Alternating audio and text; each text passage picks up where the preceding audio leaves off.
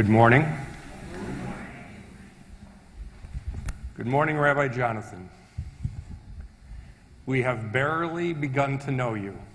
We already admire you. I'm not going to even need time getting through this. We already admire you. You have our affection, our admiration, our respect, and we love you. But we really love your friends and your family.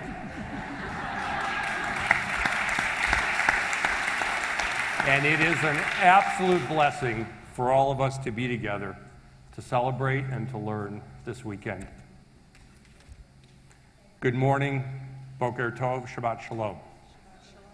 I am Steve Miller, a second-generation lifelong congregant, and I will not get through this easily.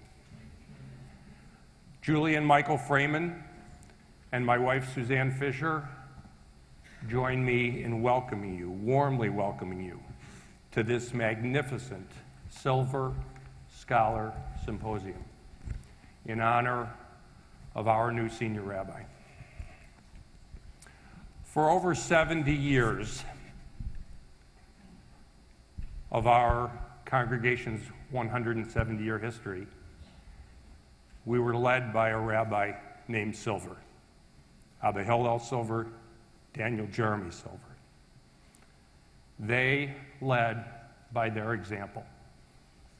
We embrace the standards. And for those of us who knew them, we never will forget them.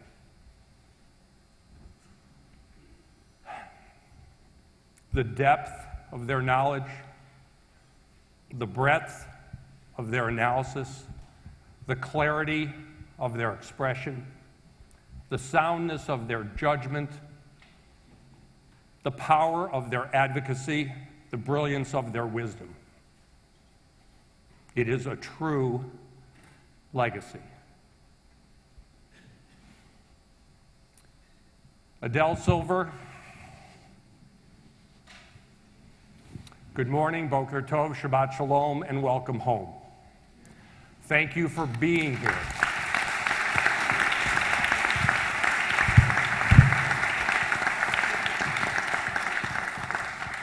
Thank you for your enduring friendship. Thank you for your lifelong support. Adele, I said it last night, and if I can get through it, I'll say it again right now. With these distinguished clergy in this sacred space this morning, your father-in-law, your mother-in-law, and your husband are here vibrantly with us, and we feel it. And in Jonathan and Yael and Eden and Yasha and Ella, we see dramatic echoes of Daniel and your Jonathan and Michael and Sarah, and it fills our hearts. This loving congregation thanks you for everything, thanks your family for everything.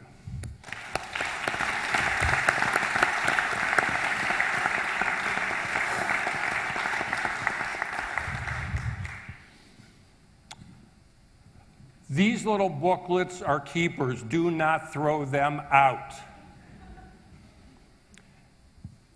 In addition to the initial topic and initial questions for the opening sessions, these booklets have photographs and brief biographies of our guests, and they have the collection of essays, really profound, wise essays, by which our guests introduce themselves to us. We will not repeat their credentials, so we will have a moment to hear them introduce themselves, and you can connect them with their picture and their bios. But more importantly, as much as we read these essays in advance by way of introduction, take this home. After hearing them and speaking with them today, go back and reread their words. They'll be even more powerful tomorrow and for the tomorrows and tomorrows that follow. Keep the books. let me take a moment to tell you a little bit about how this morning will go. As we progress through this morning, please consider what things you most want to continue to think about and talk about. If you're staying past noon today, you'll get a chance to talk with our guests and with each other over lunch. But beyond that, this whole morning is about us and about our future, about our reform movement, about our congregation, about our families. So let's all keep in mind the larger questions, which is how is it that we capture the insights of this morning to carry on the conversations past this morning? How is it that we sustain the congregational discussions even after lunch and into the tomorrows ahead? Rabbi Jonathan, we are merely at the beginning of our journey together. These conversations this morning throughout this synagogue help to guide all of us as we launch together. We look forward to your leadership and your friendship along the way.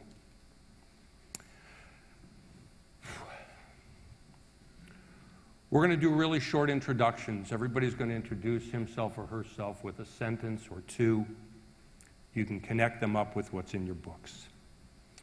Since each of us could be in one session but not in all three, we're going to hear just a few brief remarks from each of those sessions just to tee up the conversation. And then Rabbi Roger Klein is going to lead a wildly interesting moderated conversation with our guests. So that he doesn't have to, I'm going to apologize in advance. In this session, we are not going to be able to accept questions. But we did before, and if you take what's left and what percolates in your mind and stay for lunch, we'll do so again. But not in here. Okay. So if we can go through, it would be great. Would you take a moment and introduce yourself with a sentence or two to our loving congregation? My name is Sally Crusan. I'm a rabbi, and I grew up in Cleveland. My name is Ismail Chartier, and I'm a fat white guy from Manhattan.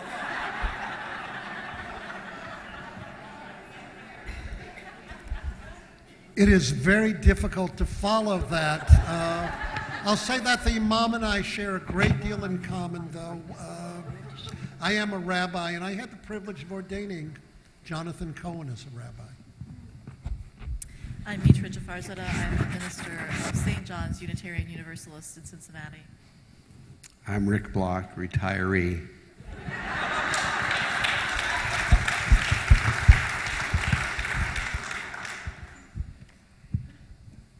I'm Jen Lader. I serve as a rabbi at Temple-Israel in West Bloomfield, Michigan, and Rabbi Cohen was my teacher, thesis advisor, dean, and classmate. Steve Box with the Central Conference of American Rabbis, which means in part I'm a rabbi to 2,100 rabbis. Julie Schwartz, I'm a rabbi, and I teach at Hebrew Union College in the area of pastoral care. Kathy Sebo. I hang out here at the Temple-Tifereth, Israel.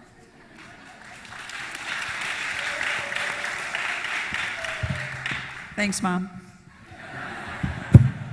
Uri Regev, coming here from Jerusalem. I follow in the great tradition of Rabbi Rick Block and Rabbi Jonathan Cohen. I'm both a rabbi and an attorney. And I had an organization called Chidush, Freedom of Religion for Israel.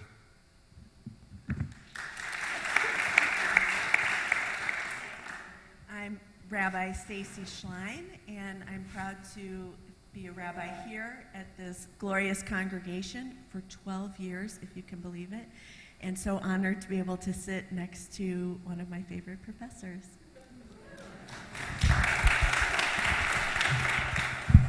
I'm Sam Joseph. I'm a professor of Jewish education and leadership development at HUC in Cincinnati. I teach in the rabbinic school and the ed school, and I'm sitting between two wonderful, three of my students.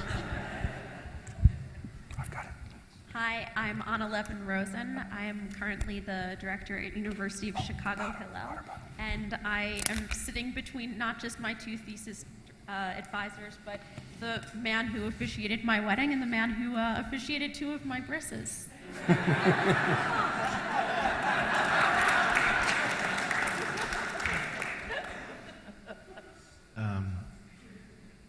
I'm Jonathan Cohen,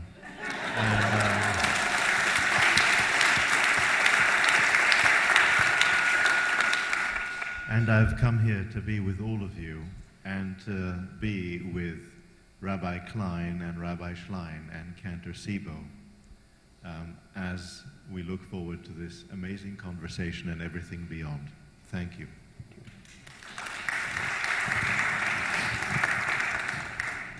Rabbi Fox, from Being Jewish Today, that magnificent discussion, what are the central tensions and issues that we face congregationally? How would you like to tee up that part of this discussion? So we began with the essays in the book, so please read them, and we moved into some of the more provocative questions that might face us, thinking about the Jewish community today. To summarize it, I tried to write it out in one sentence to capture the entire conversation.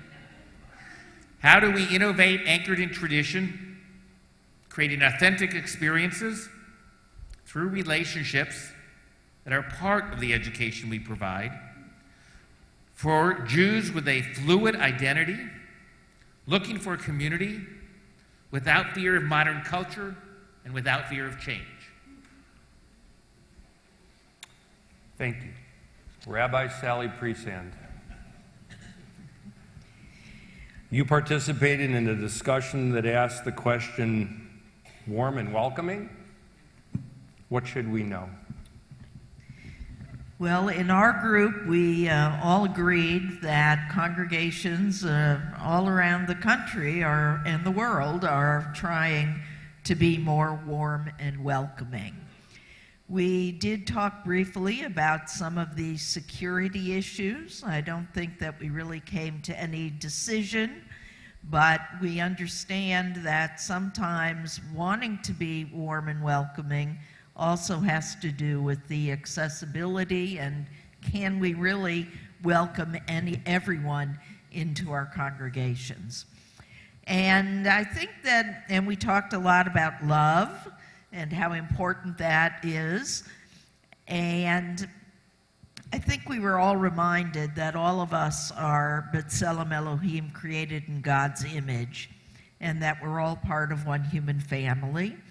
And that in order to be warm and welcoming, we have to know ourselves better. And we have to know how we feel. We have to think of our own prejudices, our own insensitivities. And I think we all agreed that after we come to terms with that, and after we have smaller groups and congregations who can sit together and talk openly and honestly about the way we feel, that then we have to branch out into the community and get to know our neighbors, those of other religious backgrounds, and be able to sit one-on-one and dialogue. Dialogue is an important issue in terms of being warm and welcoming. Thank you. Rabbi Uri Regev, thank you for traveling from Jerusalem to be with us in person. Before you grab us by the throat to explain to us how a religious minority in Israel has somehow steamrolled past the Declaration of Independence, commitment of freedom of religion, what can you tell us about our relationship with Israel discussion, both the one that took place this morning and a little bit about how you see it from the Israel side of the relationship? Not surprisingly, a panel put together to celebrate the installation of Rabbi Jonathan Cohen was made of all lovers of Zion. And therefore, I think it is fair to say that there was a lot of agreement in the panel, and the agreement covered a number of key areas such as, A, we ought to be committed to the well-being, the strengthening, the growth of Israel. because Israel is part of us and we are part of Israel. In order to do that, there is need for greater engagement and greater understanding and greater mutual acquaintance and dialogue, because we often don't know what makes the other tick. Israelis have limited understanding of the American Jewish community, no matter how often they may travel to America. And American Jews who travel often don't get to sense the heartbeat of the average Israeli. So it is in a joint sense of commitment and love that we start out. The further we delved into the topic, the more we realized there are some different emphases and some different prescriptions. Unfortunately, it was too short to work them out fully. And that also is an important thing, because your comment about this being a beginning and the pursuit and the deliberations and the translation into action, which is the key to what Judaism is about, as wonderful as the study is, as important as the dialogue is, it's the action that counts. And the realization that the Temple-Tifereth Israel has significant contribution to make, not only to the education of its members and to the education of the community, but to the solution in a reality in which so many of our congregations and leaders are part of the problem rather than the solution. And what we didn't get to is to fully play out the distinction between two areas of major concern that all too often are lumped together but are not the same, namely the concern about Palestinians, peace, settlements on the one hand, and the concern over issues of religion and state, pluralism, religious freedom, gender equality, etc. They are different, and what's most important for us to understand is they're different in terms of wide public support for the latter and the divided Israeli community over the first. And lastly, so where should all of that bring us in the future? And we did not get to that in the panel, but I suggest, and hopefully we'll be able to say something more about it, I suggest you realize that we are in a unique opportunity in the history of both Israel and the American Jewish community handling of Israel, where there is the framework that brings together people from orthodoxy, conservative, reform, reconstructionist, renewal, secular, American, Israelis, political left, political right, together in agreeing on an alternative paradigm of what Israel is as a Jewish democratic state, and a commitment, an opportunity to bring and breathe life into the promise of Israel's Declaration of Independence, speaking about freedom of religion and conscience and full social and political equality regardless of religion, gender, or race. Thank you.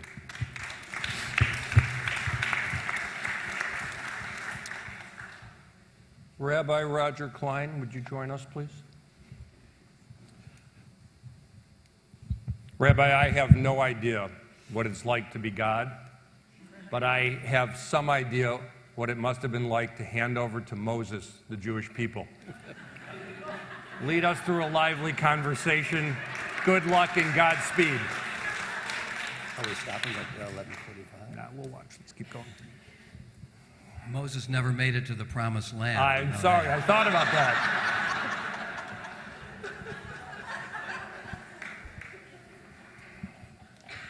Good morning. Well, we have heard that we've had three very vibrant panel discussions this morning, and we hope that in the time that we have for this, we'll also continue that vibrancy and exploration of important ideas and values.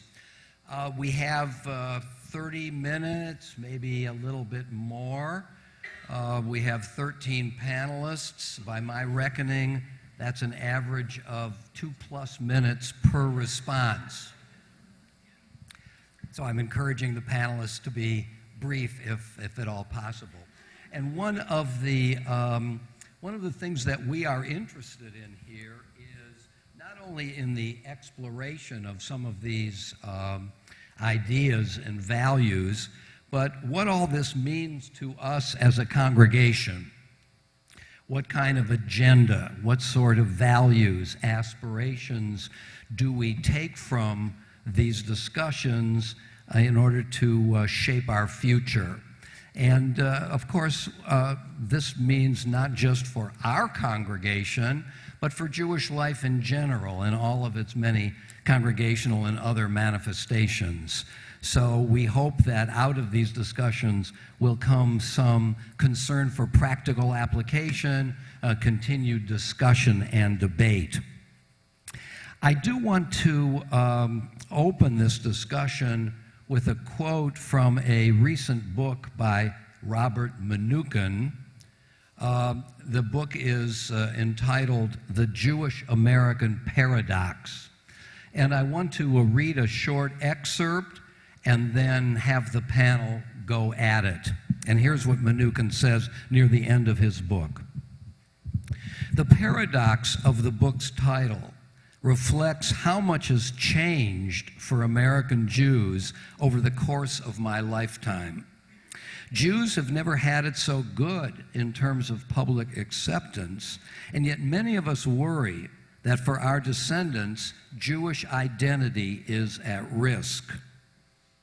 In my youth, Mnookin goes on to say, identity was supported by 5 traditional sources: descent, religious affiliation, endogamy, anti-Semitism, and support for Israel. Let me repeat those. Descent, the families out of which we came and their commitments; religious affiliation; endogamy, marrying within the group; anti-Semitism, and support for Israel.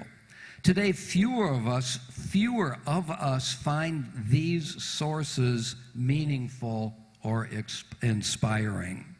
For Jews like me who find no comfort in religion, what is our Jewish identity based on? And I want to pose to the panel 2 questions. First, do you agree with Mnookin's assessment that all of these markers of Jewish identity are in decline, or at least under assault? And secondly, if you do agree, what line of approach would you take to remedy the situation? Would you strengthen one or more of these markers? Or would you find new ways to produce and strengthen Jewish identity and broaden the number of people who identify? So I throw it open to the panel for comments on Mnookin's assessment. Who would like to begin? You know, it's always worth getting a shill in advance. Somebody who is going to lead off the discussion. Well, I can, because I don't have anything to say about that. So I can't identify with that as a question. Okay, all right. Okay. Yeah. I said I can start it off because I can't answer that question. I'm not. I mean, I'm American, but I'm not Jewish, so I can't bring anything to that discussion besides that. Okay. Now it's your guys' turn. Well, as also not Jewish, I will follow that. Are you regretting inviting us yet? So my dad was raised Muslim, and he was not practicing Muslim. And I did not think that I was raised with Islam. I really didn't until I got to seminary and I took a class in Islam, and I went home and I called my dad and I said, "Dad, you're Muslim." And he said, "No, I'm not. Take it back." And what he had missed is that he had taught me that there is no God but God. He had taught me that I was never to stand in judgment of another person, that was not my job. He had taught me that every act of kindness and charity matters. He had taught me the basics of Islam, but he had not named it as such. So I know nothing and I have nothing to say, but the nothing I will say is this. Sometimes it's making explicit what we take for granted. So claim it as your truth and hand it on as such. Very good, very good. What? Mitra inspired me, so I'm going to jump in here. So I think one of the problems facing American Jewish youth is the progressive left has become very anti-Semitic, in my opinion. I'm not telling you what to believe, this is my opinion. And I think problems around the left with Israel and anti-Semitism have affected a lot of youth and how they're going to view themselves and how they're going to view Israel and how they're going to view their identity. So I think that is a problem within the progressive stream within America is the anti-Semitism that goes unchecked. So as long as we have people like Omar Suleiman leading prayers at Congress, it's going to always put Jewish identity in question, especially around the nation state of Israel. So I think that's problematic moving forward for the Jewish community as the left, and I'm a lefty, I'm a lefty. As the left of this country becomes more and more openly anti-Semitic in their language and in policy, I think that's going to be a problem for Jewish youth moving forward.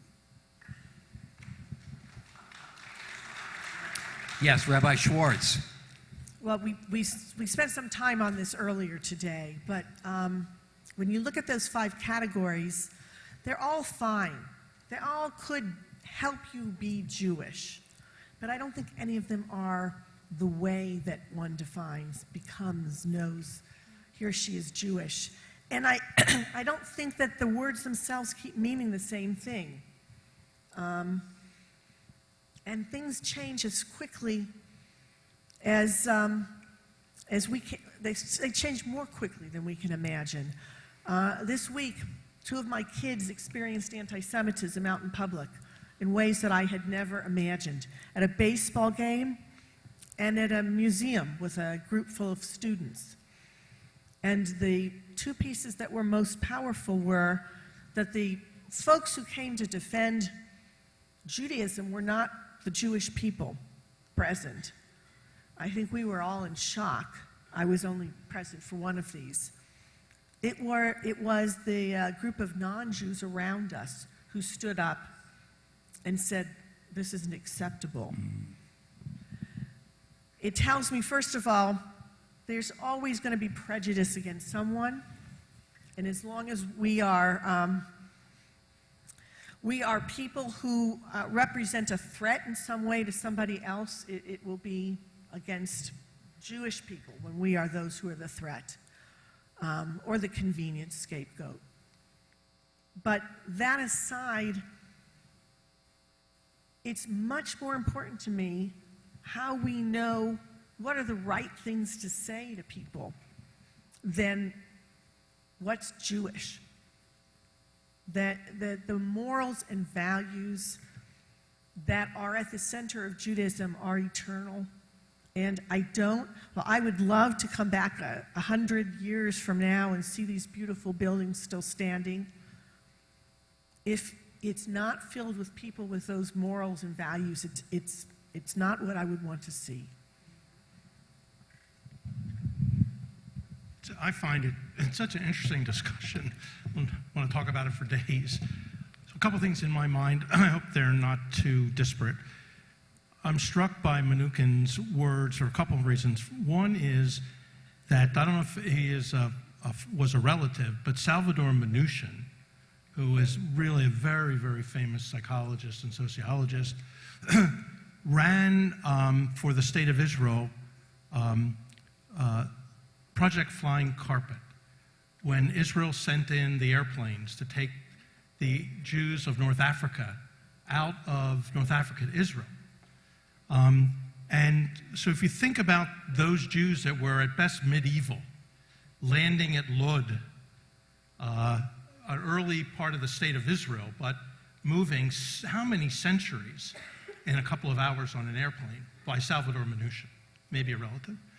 Second is that his categories are not relevant to sociologists today, and especially to this audience because we're all progressives. If we were orthodox with a small or big O, we wouldn't have this conversation because the whole thing is to keep our community together, keep it quite bounded. So we have the interesting issue of having the freedom of America, what keeps us together. So we need some anti-Semitism, right? It's horrible to say it that way. I'm trying to be ironic with it, of what that means. How do we maintain a Jewish community that's vibrant and meaningful when things seem to be pretty good? How do we do that? And then how do we do it in a time where the popular culture is so powerful? And I mean that in its best sense. I mentioned in our group, I'm an interested person in the megachurch, which you also have here, with tens of thousands of worshipers on weekends, and their boundary between the church and the street is infinitely permeable, right? From the popular culture. So, how do we do that when we're more bounded? So there's a lot of pieces for us to think about here. Rabbi Joseph, I was moved by your statement in our panel and also when you were my professor about this idea that as Jews, our responsibility is to be a hopeful people for the future, not to be bound up by fear and nostalgia. And I think that by asking this question about anti-Semitism and about this fear of intermarriage and other things, we are then a people bound by fear. And instead, we should be excited about the opportunities of the future that being this wide open tent gives to us. That we now get to be as creative as we want, as responsive as we want, understanding that Judaism is a people that have evolved over and over and over again, and that is why we're here.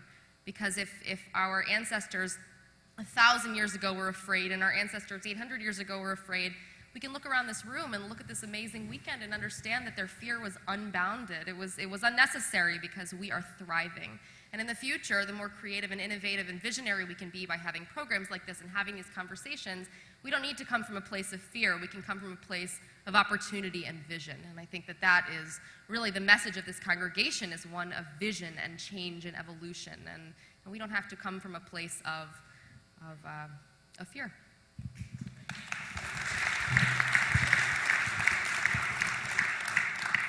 Rabbi Lader, would you put any boundaries on the ways in which the Jewish tradition should reach out to the broader culture, bring back from it those values and enticements that can energize us? Are there any boundaries here? Of course, yes, there are boundaries, but you've given me 2 minutes. So I'll give you 3. But really, the answer is really, I guess, no. I mean, we borrow from other people. We've taken throughout our people's history. We take what's good and we leave what's bad, and the boundaries are always going to shift and change. So yes, of course, there are boundaries, but I think that as Reformed Jews, I wasn't even in the warm and welcoming group, but I believe strongly in that message, and I know you all do too, that it's our responsibility to break down the walls and the barriers and to be to understand that we're living in a different time and that we're different people, but we don't have to be afraid of losing the core of who we are by accepting,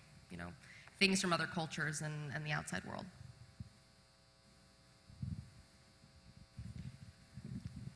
Rabbi Priesand? At the end of our morning session, I suggested to everyone that we're always thinking about whether the Jewish people will survive. It's like the ever-dying Jews. It began with Abraham, who was afraid that, he didn't have a son. He didn't have Isaac yet, and he thought that was going to be the end. And I'm confident that the Jewish people will survive, but what I worry about is, will Judaism survive? And I think we all have to give some thought to that. And so I have been thinking about what is it that I want our children and grandchildren to know when they leave our congregation, our religious school, and go off to college. What do I want them to take with them? And here are some of the things I've been thinking about. Number one, that Torah is the source of our values. Torah tells us what God would have us do and be. There's something, this is number 2, there's something Jewish in everything we do. We just have to pay attention and figure out what it is. So, for example, I used to tell all our kids that whenever they smile, they're doing something Jewish.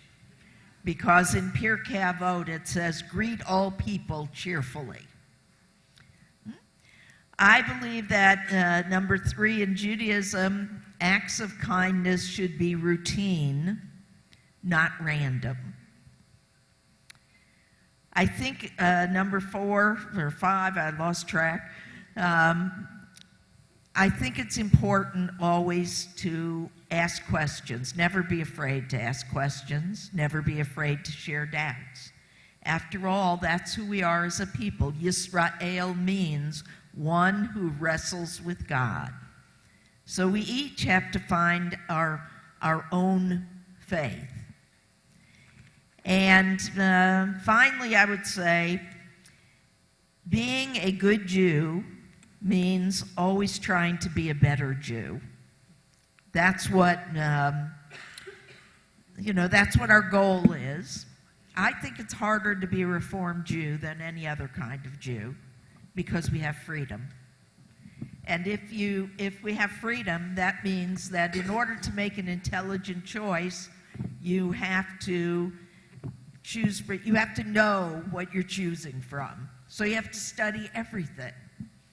And one more thing that just popped into my head was that our mission as a people is to perfect the world. Now, Elie Wiesel taught that our mission is not to make the world more Jewish, but to make the world more human. And I think in today's world, that's an important thing to remember.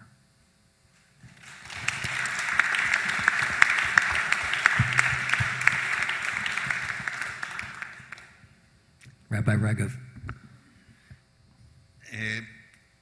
Professor Joseph said that there would be a very different discussion if it were held in an Orthodox synagogue in an Orthodox setting.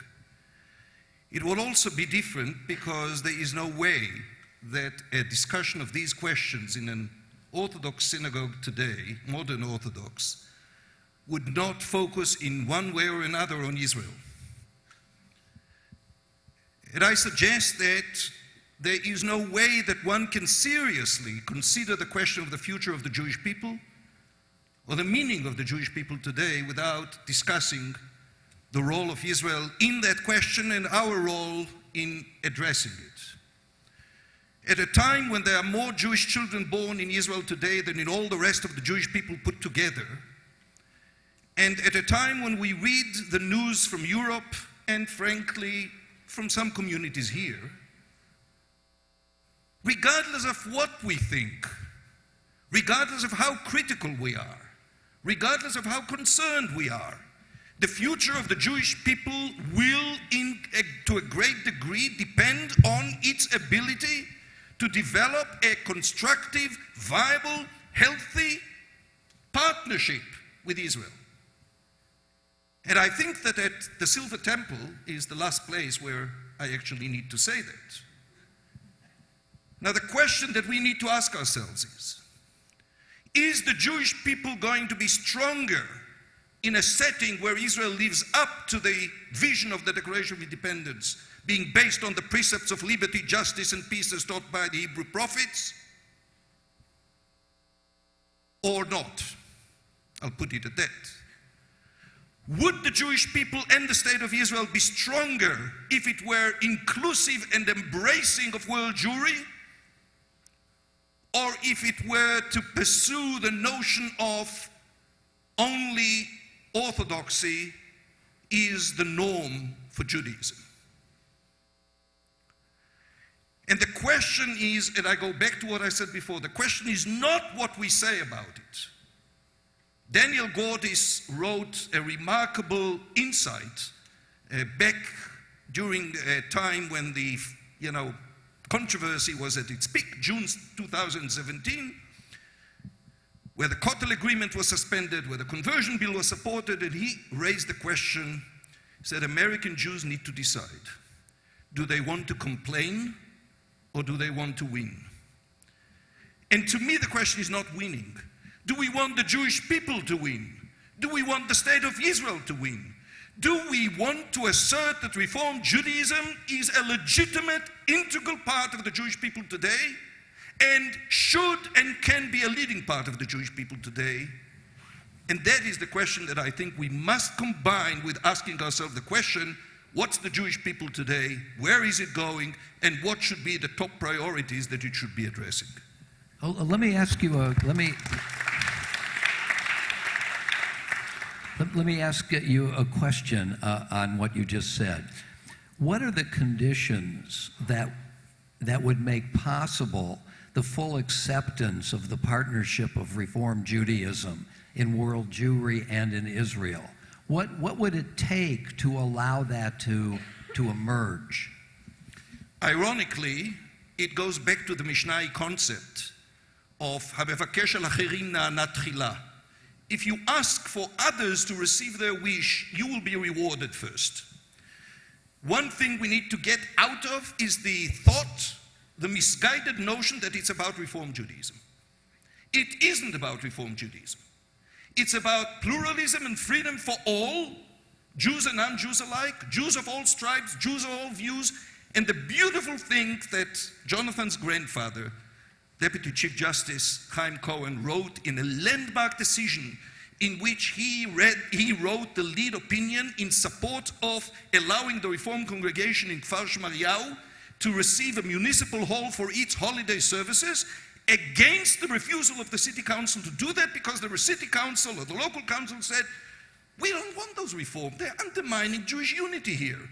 There is an existing synagogue. It would provide for anybody who wants to pray. Why do they need these sectarian, outside traditions? And what he said is, when it comes to religious freedom, you may agree with it, you may disagree with it, you may like it, you may dislike it, you may even be right.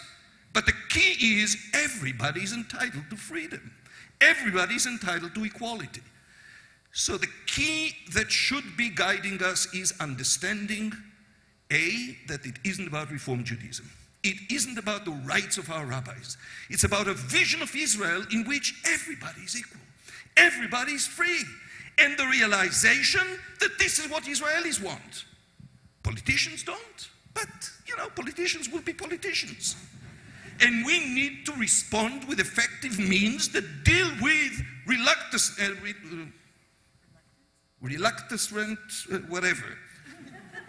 deviating politicians. And I believe we as Reform Judaism, in partnership with modern Orthodox, in partnership with conservative, in partnership with Israelis, can indeed have an effective formula that's not critical of Israel. It's pro-Israel. It's anchored in a commitment to the well-being of the Jewish people and the strengthening of Israel.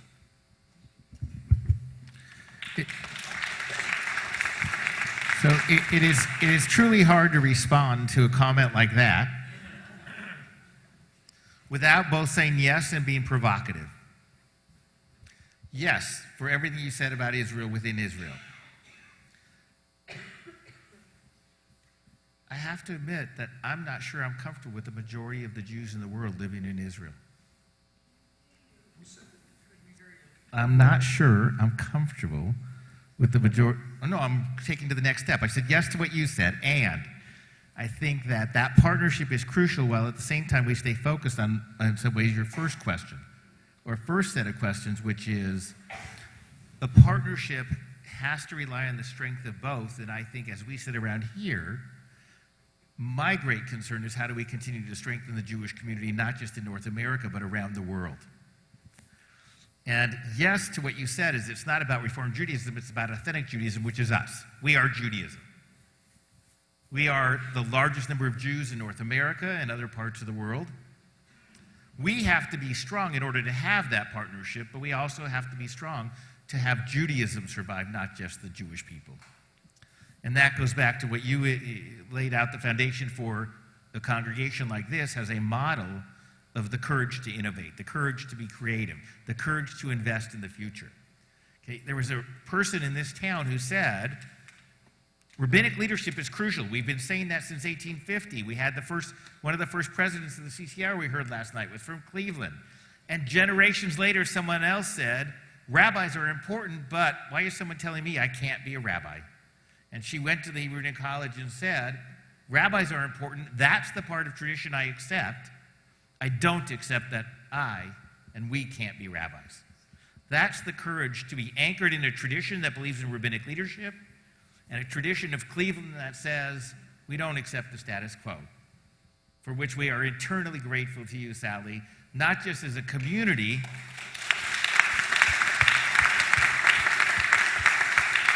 and I add, as she knows, that's on a family level too. My sister was number 4 after you. So it was on a familial level as well. But that says, in North America, we have to innovate. We have to say, this is what a rabbi looks like. The campaign you'll see today throughout the social media. This is what a rabbi looks like. This is what a Jew looks like. The fluidity that we talked about of Jewish identity in North America and other places. And how do we as a congregational group and people committed to the traditional structure, and this came up at the end of our group, our panel, how do we think about investing in other places where Jews gather? Where do Jews convene? How do Jews convene together? How are they looking for authentic community? How are they looking for an authentic community that we can provide an education so that they understand where we come from? More importantly, can ask the right questions to figure out where we should go next. And we saw that on the slideshow, the video last night here. I saw the program, I don't remember the full name, but it was the arts education program that your Rabbi Emeritus introduced when he was here. Opened the door to say, we have to think about creativity in Jewish life. That's what that arts education program in Cleveland said to me last night when I walked through the Maltz Museum or when I walked through anything here. It wasn't about just displaying artifacts from the past. It was about saying, and this is what I think, Rick, you did here, is you said, how do we bring in the creativity of Jewish life, art, culture, everything, into what we call Judaism today? And that's the strength we have to build, I believe, outside of Israel in order to be good partners and to achieve all the things in Israel. But importantly, to keep our people in the future generations both Jewish and practicing Judaism. So it seems to me that one of the themes that emerges here is this, I might call it twofold kinds of momentum, of vectors.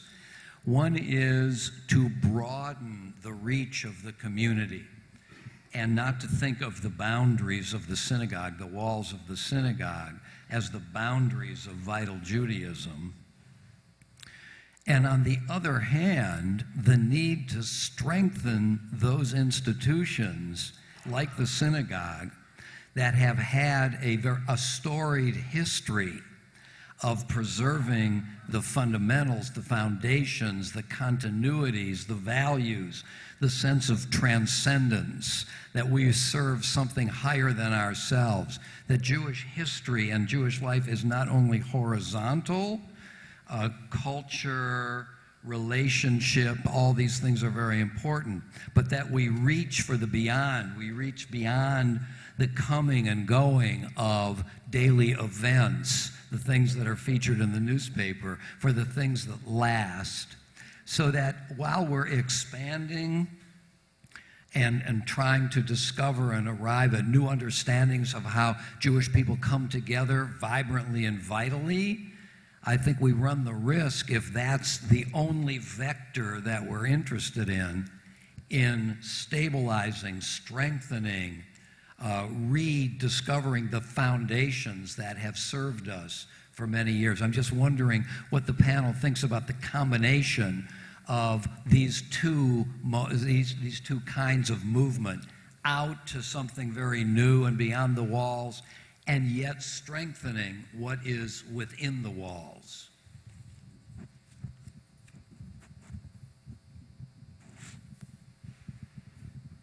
I'll just simply say those are mutually inclusive, not exclusive. Say that again.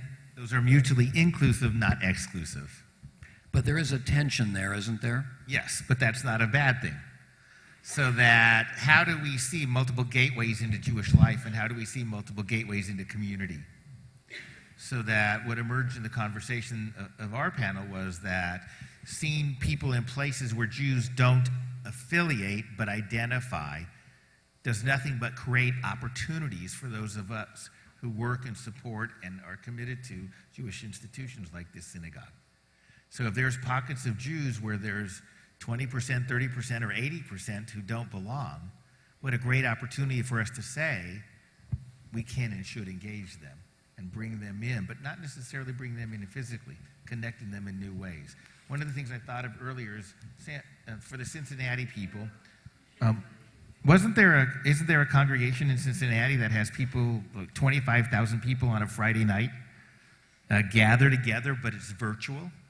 But they have Shabbat services with like 25 or 30,000 people. But they're not physically together in the same building. I just have a question for the panel, sitting here as an outsider.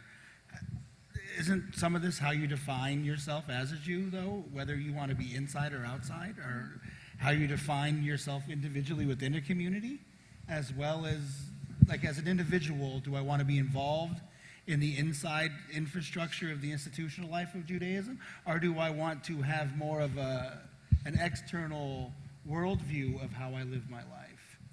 Rabbi Ellenson, you had, I think Rabbi Ellenson wanted to. I just want to twist it for a second, that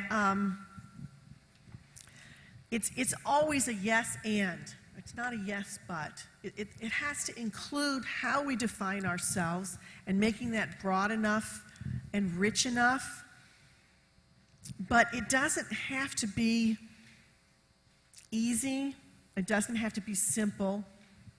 It can be rich and I think the key is about not just not being scared, but being brave and courageous and daring. I often would talk to my congregants way back when about how the early reformers were amazing. What a brilliant notion to say no more bar and bat mitzvah. They saw the future, and they saw the danger that it's a modern world. No one's an adult at 13. They were right. But it didn't work, so they had to give it up some, and there was this immigration of these people who wanted that. So you take the good idea, you readapt it, it turns into other things, and we move forward. The humanistic congregation that wasn't admitted into the URJ is the one with the virtual services with 25,000 people there.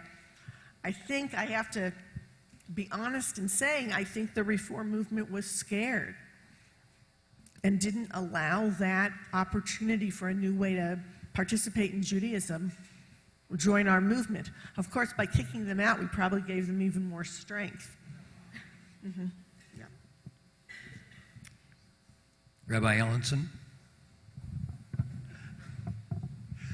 I feel like there have been so many themes. I would respond, Roger, to the question that you just asked by saying I don't think the in-out is an either-or, but it's a both-and.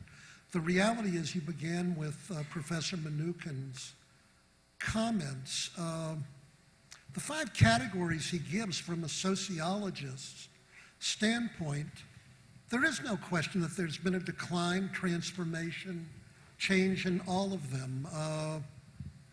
From an academic standpoint, there's not even anything particularly novel that isn't present in all the sociological literature on American Judaism in Professor Mnookin's book. The challenge, I would say, is that the social reality in which we live is that a classical rabbinic Judaism of mutar or asur, what is permitted or what is forbidden is just not possible for the vast, vast majority of modern Jews, whether it be in relationship to the state of Israel, whether it be in relationship to ritual observance, whether it be in relationship to acts of social justice and kindness. Judaism involves all of these elements. But what we have to do, I think, is move much more to a Judaism of meaning than of boundaries. But I want to modify that as soon as I say it. Quite clearly, I think all of us on this stage, and even this morning, are aware of what it means to be on a panel of 5 people, 13 people. There's just a limitation to how sophisticated our analysis can be in this kind of setting. But what I would want to say is that to say that we need a Judaism of meaning means that you have to go out to people who are beyond the boundaries of our established institutional community. In a world where more than 50% of Jews now define themselves below the age of 50 as not belonging to any particular denomination of Judaism. And indeed, there are 1.2 million people in America who, when asked the question, "Are you Jewish?" respond yes. And when asked, "What is your religion?" they respond, "None." Yep. Well, that is a reality, and that's why, Imam, we have to go out and meet these people, because 93% of them remarkably say they are proud of being Jewish. The way I read that is it means it's possible to reach them. So there are some communities in America.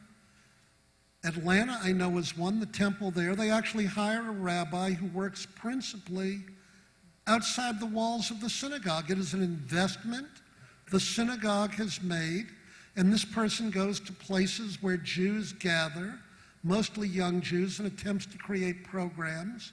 And I was in San Francisco 2 weeks ago. Congregation Emmanuel there had over 800 people between 20 and 30 there for a late Friday evening service, and I gather this takes place weekly, and they hired 2 staff to run just this program. It is a question of resources, but it is an issue of meaning.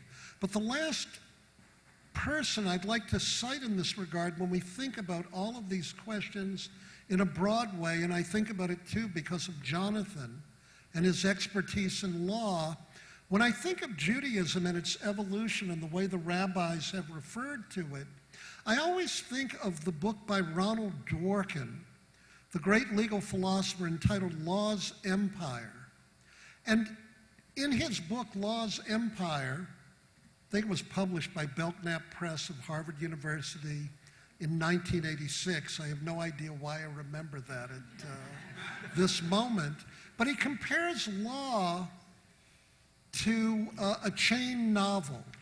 And he says that the task, particularly of appellate court and higher judges, is they have to be and display fidelity to the past, to the authenticity of the story.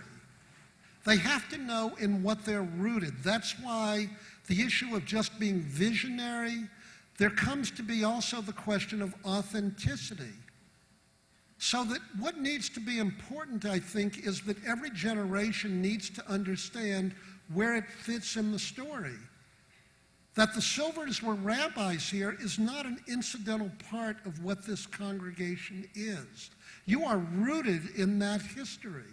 You are rooted in Rabbi Abba Hillel Silver, representing the Jewish people at the United Nations on the 29th of November, 1947, when the state of Israel was voted into existence. To not affirm that as part of what your ongoing actions will be is to delegitimate who you are and to strip yourselves of what your identity genuinely is. But Dworkin points out that that does not obviate the responsibility of a current generation to write the next chapter. in what that legal tradition would be. And I would say the same is true about Jews. You have to understand, if you're going to be the kind of Jew that the rabbis spoke about, there is a line in the Talmud, Ein ha'olam mitkayem, ella al hevel pihem shel tinokot b'veit rabban. The world only exists for the sake of the breath of school children.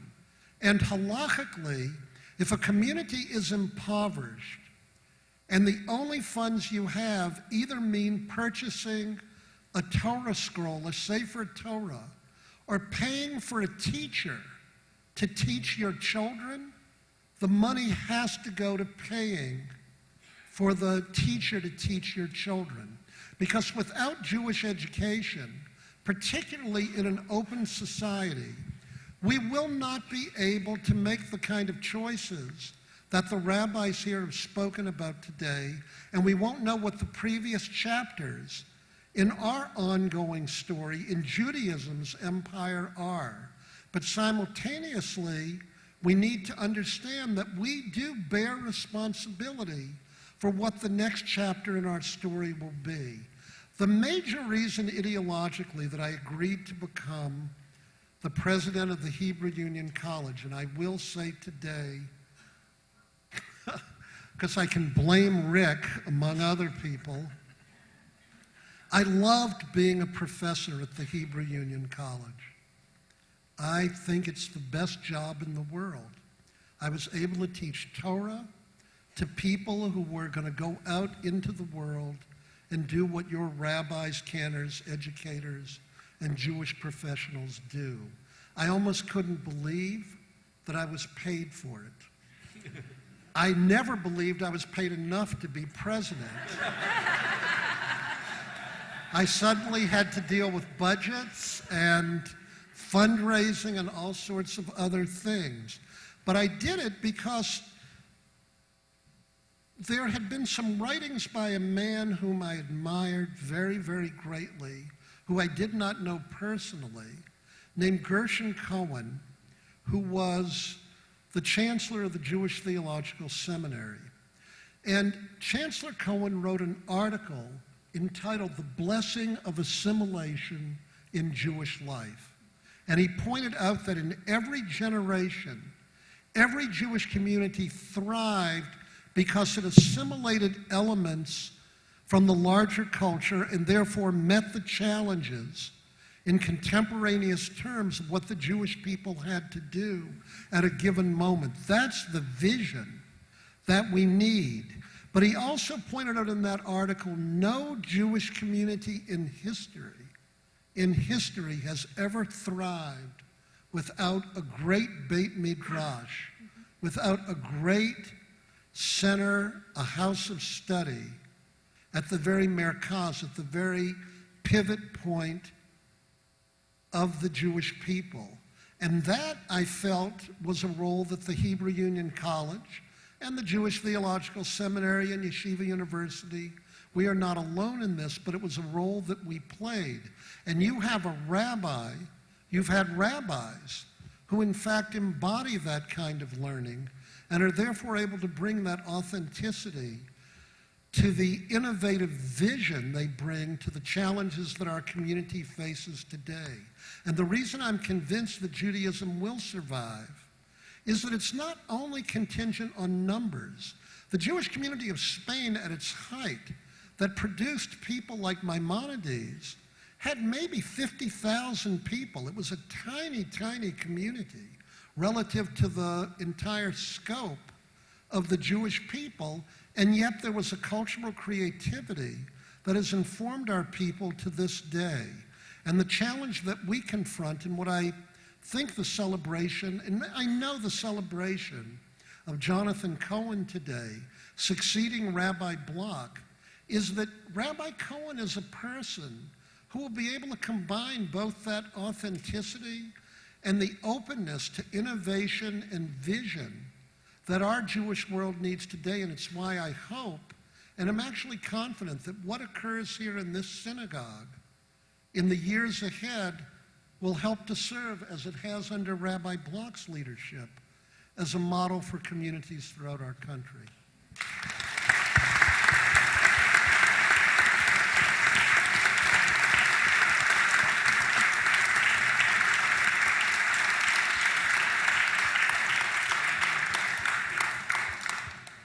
Inevitably, a discussion like this has to stop in the middle, and it's a sign that there's still plenty more to discuss, and we need to absorb some of the things that we've heard this morning. I want to thank all of our panelists for wonderful thoughts, so well articulated, and to you for coming. I'm going to now turn it over to, I feel somebody here on my left. He's preparing to leave, and we're not yet preparing to leave. That's the only reason I reached for the microphone. 3 quick things. Rabbi Rick Block, welcome home. Thank you. What is it?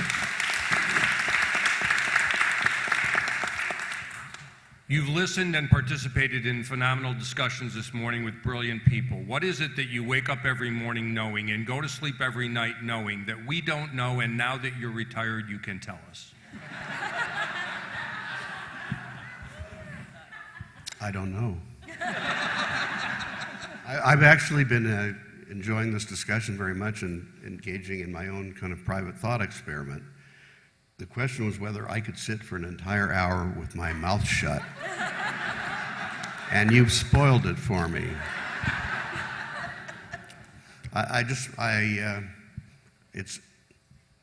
There is life after career.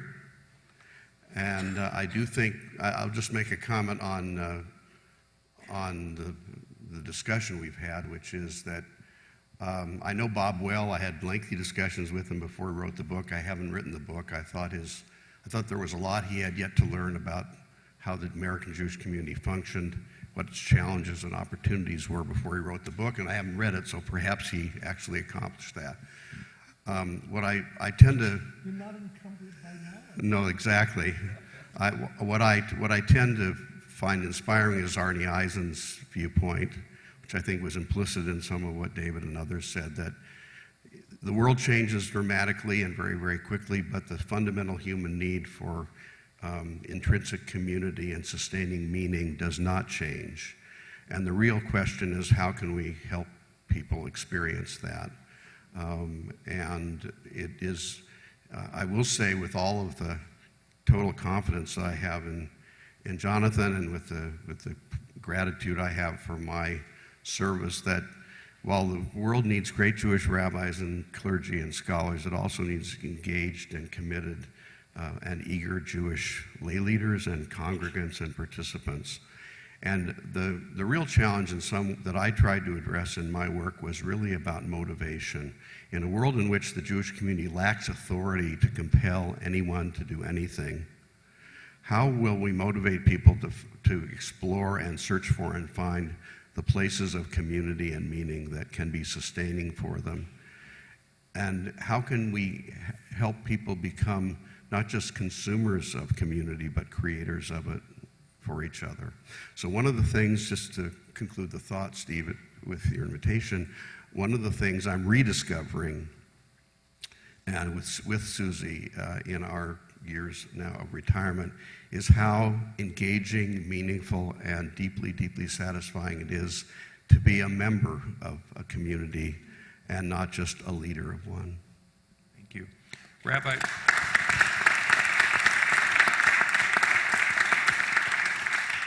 Jen Lader, what's your 1 minute, 2 minute synthesis of what you've been hearing and speaking about this morning? I have 20 pages, pre-prepared.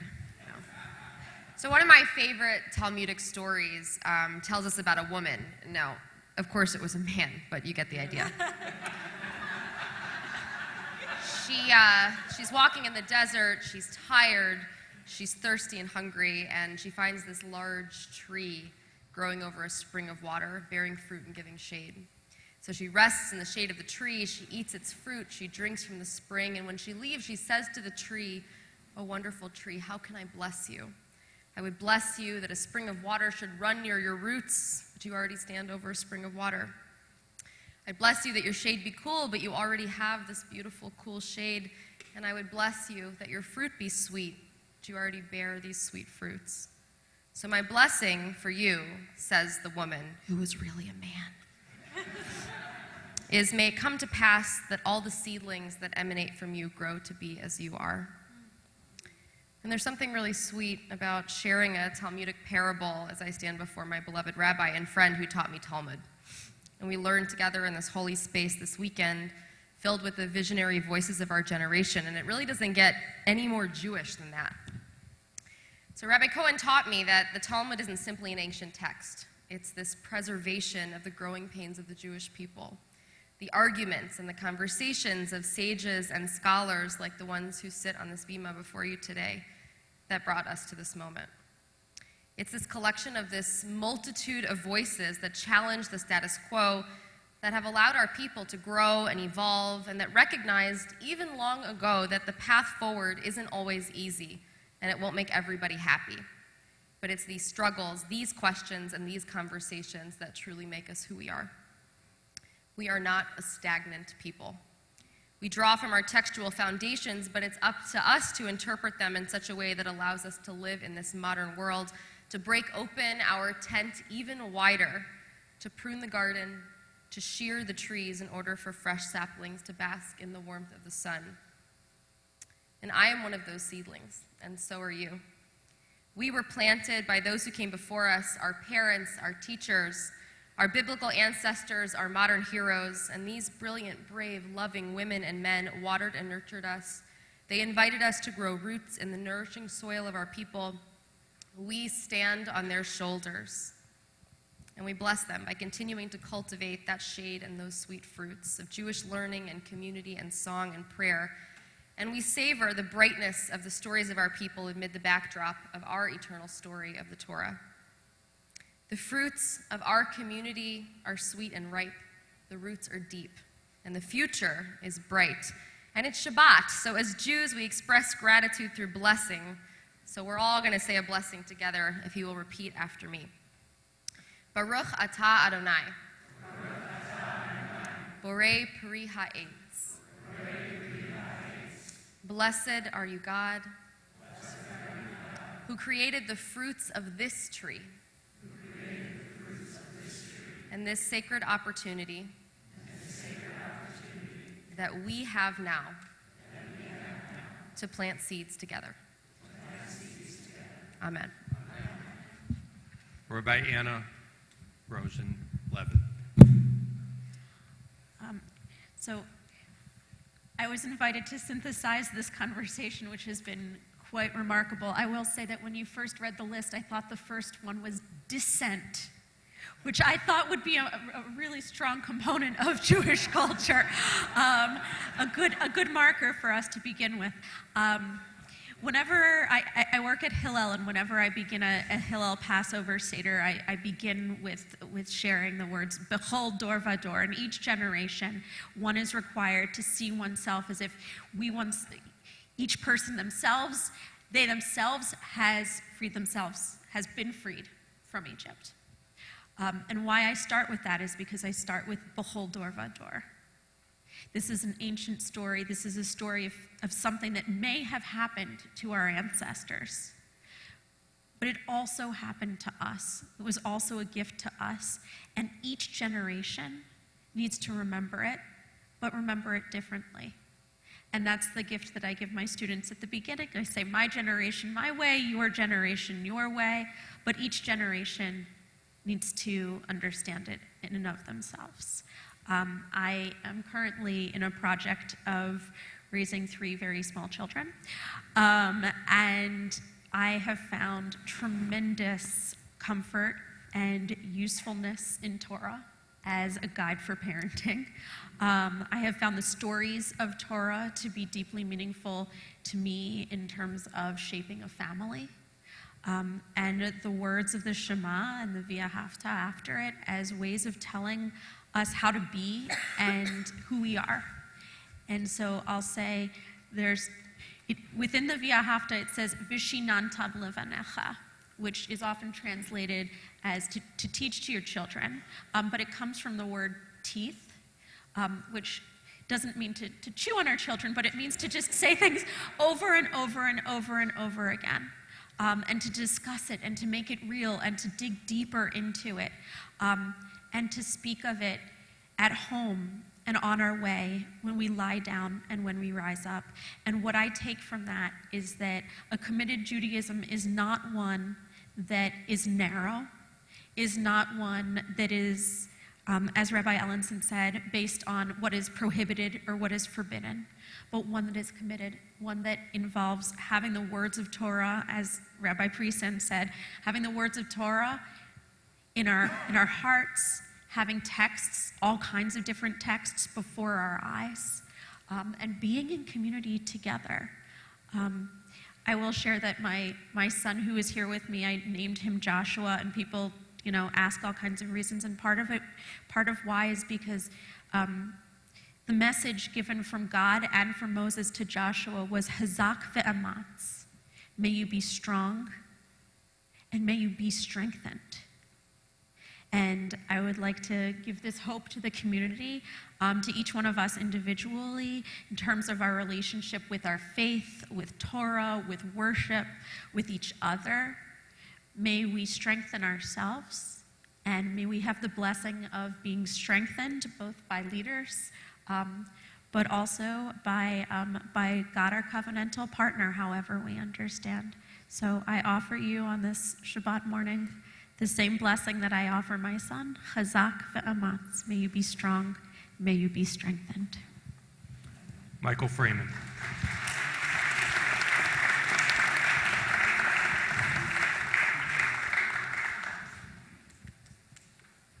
Thank you, Steve. Thank you to our amazing panel.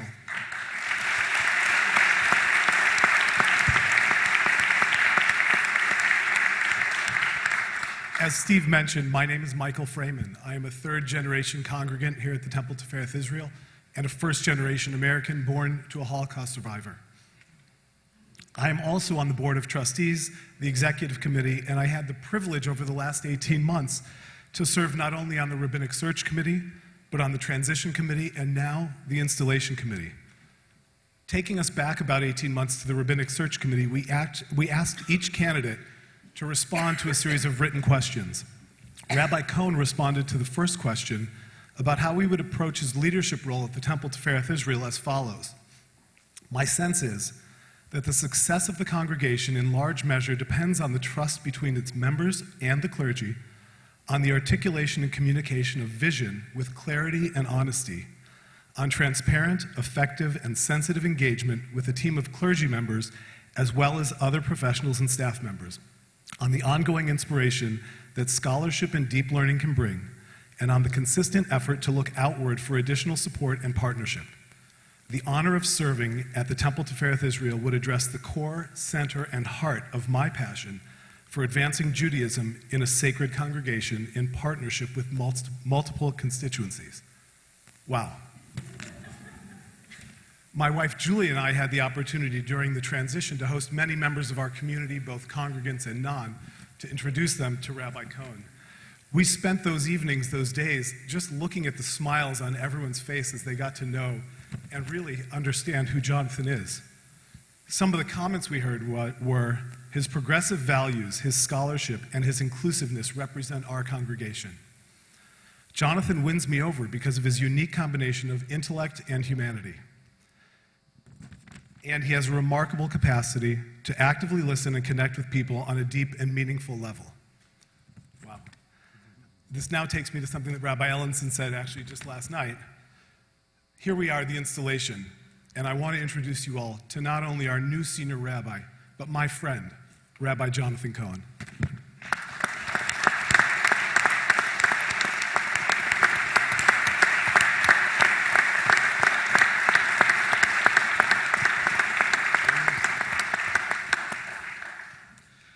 I should go home now.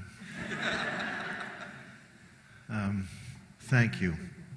Thank you for this. And thank you for this magnificent morning. I'd like to pick up on a couple of things that have just been said.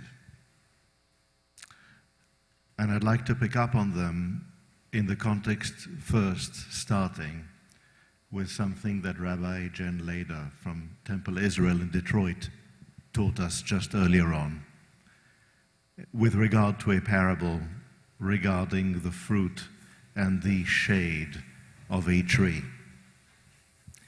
One of our Jewish paradigms with regard to trees occurs in a tractate of the Talmud. One of the two places wherein it occurs is Moed Katan, a tractate of the Talmud that addresses the question of the tzaddik and what is the tzaddik like.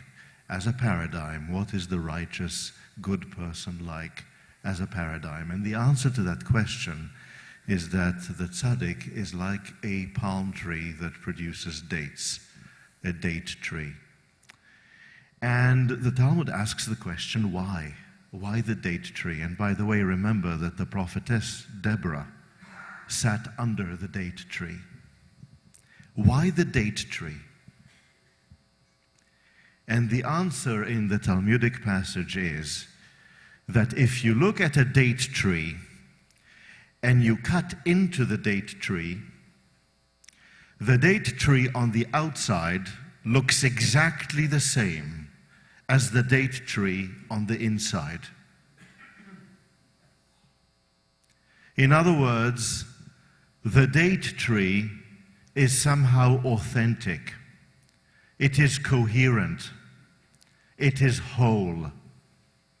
And it is in the context of that wholeness, of that coherence, of that authenticity, that it gives its sweet fruit and it offers its shade when it is planted in fertile soil with adequate water. I want you to think for a moment about who we are and what we are as a congregation, and to think about not only the fertile soil and the water that nourishes us, but our sense of authenticity. Our anchor in this congregation, in Torah, and in the sense that there are elements of the human condition that we can learn through Torah, that we can learn from the record of human life through the generations that has passed down to us,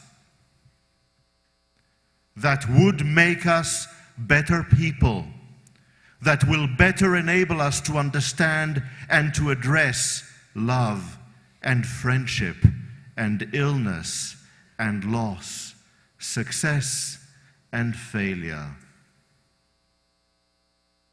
And that at the same time, we are products of the modern world. We are products of a time wherein the promise of scholarship and science, the promise of equality, the promise of dignity, the promise of participation and of integration, that these promises are promises that we don't just recognize, these are promises that we embrace, that we do not just speak to each other on the basis of descent or of family or of affiliation. We speak to the world. We speak to our community. We speak to the greater community, and we speak to and with our brothers and sisters in Israel, and they need to hear our voice. This is our authenticity. This is our coherence. This is why we are here together. And as we engage in this exercise this morning, as we think about the Torah of Abba Hillel Silver, who spoke on that day in the United Nations, who was on November 29th, 1947, in the United Nations running after representatives of various nations to get them to vote the right way. We think about his speech that spoke about the prophets of Israel, and the prophetic vision of justice, of right, and about a state of Israel that would be equal and embracing of all of its citizens, regardless of religion, race, and gender. This is an expression of our Judaism. This is who we are. And so, as we conclude a morning that launches our study, our discussion, and our advancement of our authentic, coherent brand of Judaism that we and our world need to hear, I must end with yet another prayer and blessing.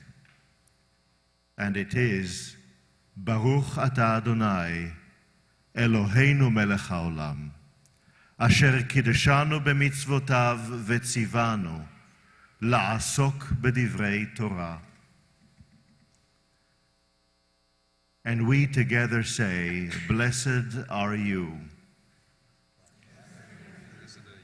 our King, our ruler, governor of the universe.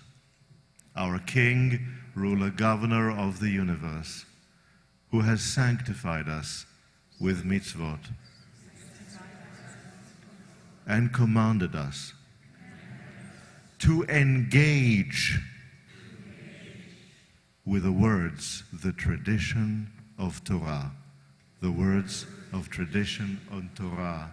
And in that respect, here in the presence of all of my teachers, of all of my colleagues, from within the faith and from without, from within the community and from without, let us together say, Amen.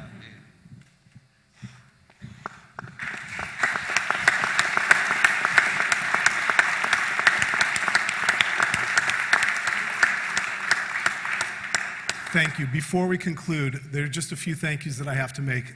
This program could not have happened without our partner in crime, Allison Shippey. Thank you.